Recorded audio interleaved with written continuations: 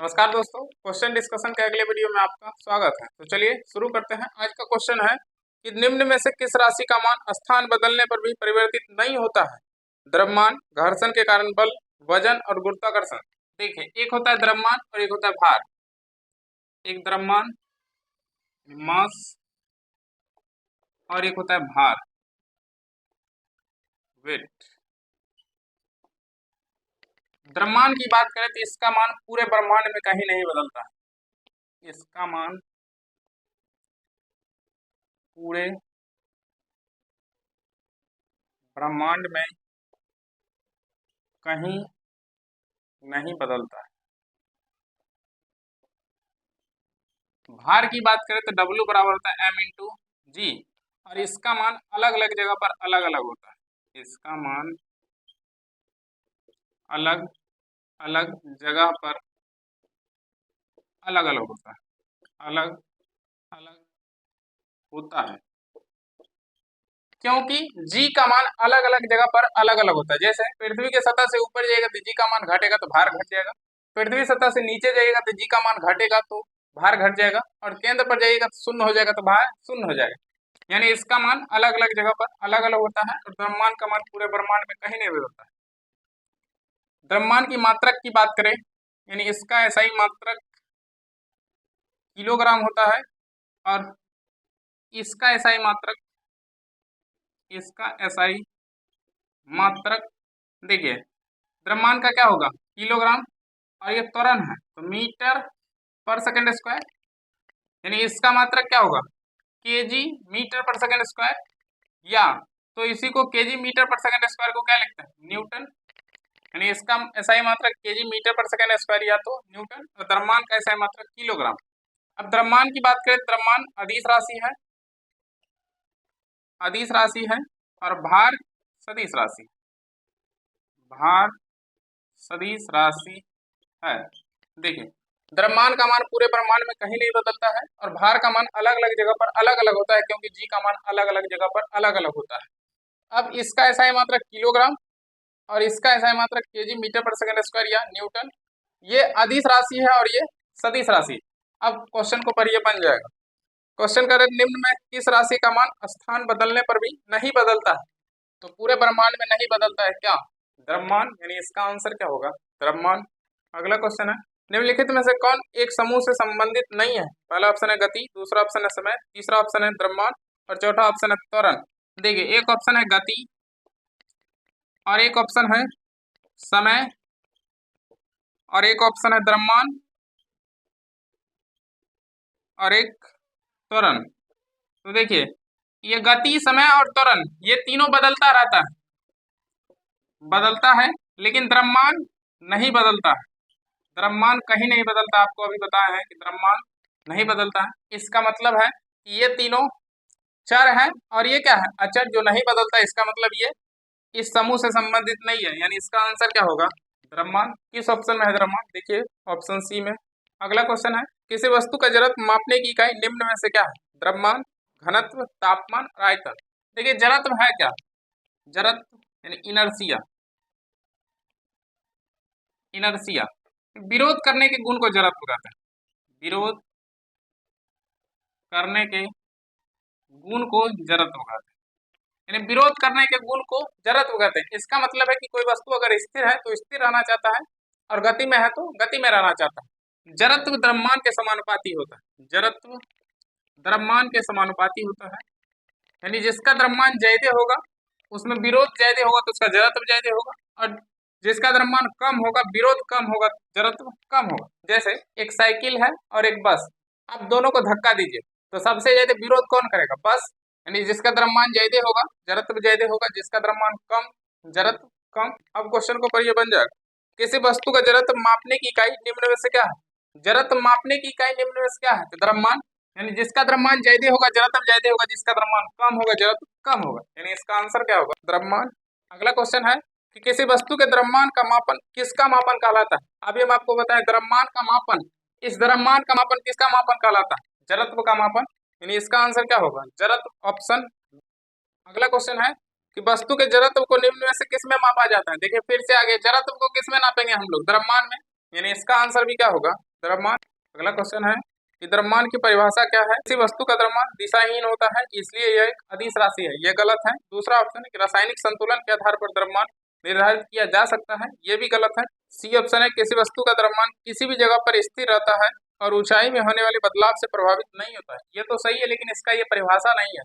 अगला ऑप्शन है किसी वस्तु में होने वाले पदार्थ की राशि को उस वस्तु का द्रव्यमान कहा जाता है, यह सही है।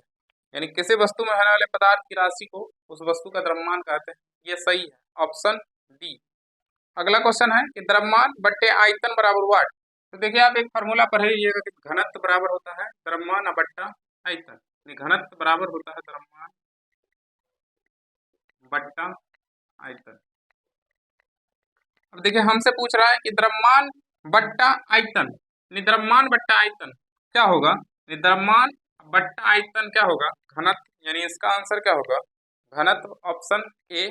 अगला क्वेश्चन है कि बल बट्टा त्वरण बराबर वाट। तो आप एक फॉर्मूला पढ़िए, बल बराबर होता है द्रव्यमान गुणे त्वरण, द्रव्यमान गुना त्वरण। अब देखिए हमसे पूछ रहा है कि बल बट्टा त्वरण, यानी बल बट्टा त्वरण, इसको हम लिख सकते हैं बल और त्वरण के बट्टा में लिखिए त्वरण बराबर क्या होगा? द्रव्यमान। यानी बल बट्टा त्वरण को हम लोग क्या कहेंगे? द्रव्यमान। यानी इसका आंसर क्या होगा? द्रव्यमान, ऑप्शन सी।